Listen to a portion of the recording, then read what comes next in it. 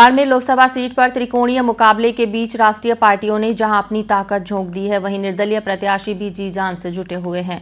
इस बीच प्रधानमंत्री नरेंद्र मोदी द्वारा 12 अप्रैल को आदर्श स्टेडियम में की गई जनसभा को लेकर बाइतो विधायक हरीश चौधरी ने रविवार को प्रेस वार्ता का आयोजन किया। प्रेस वार्ता में हरीश चौधरी ने प्रधानमंत्री पर भारत के महापुरुषों का अपमान करने का आरोप लगाया। साथ ही उन्होंने कश्मीर को बाड़मेर से जोड़ने वाली प्रधानमंत्री नरेंद्र मोदी की बात को भी लोक देवताओं के प्रति भ्रामक प्रचार का आरोप लगाया। बाबा साहब के दिए हुए संविधान और बाबा साहब के संदर्भ में आज देश में जिस तरह की बातें हो रही है, इस देश का दुर्भाग्य है। और सबसे बड़ा दुर्भाग्य ये कि देश के प्रधानमंत्री जी भी अपने मुंह से उस तरह की बातें कर रहे हैं।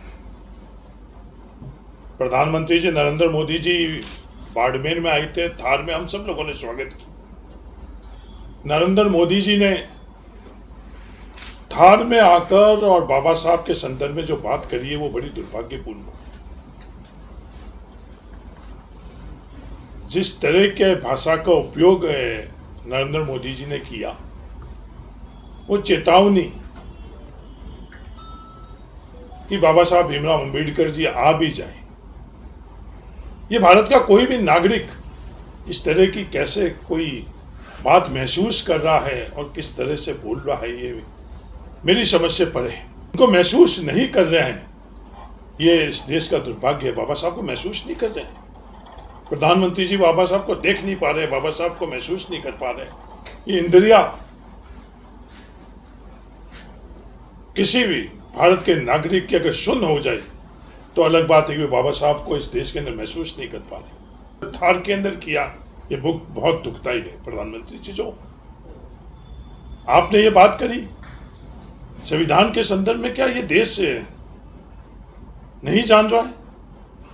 आपने क्या क्या कृत्य किए, क्या क्या काम किए पिछले दिनों के अंदर, पूरा देश अच्छी तरह से जान रहा है।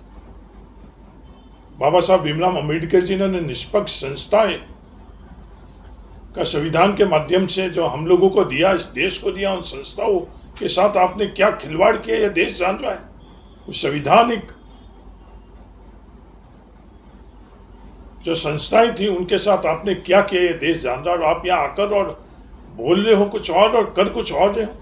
जैसे लोकसभा और राज्यसभा के अंदर प्रावधान बदल ली,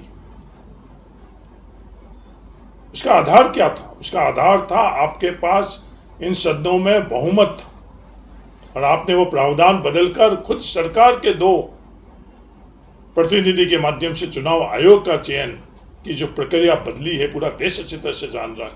बाकी संवैधानिक संस्थाओं के अंदर आप क्या कर रहे हो?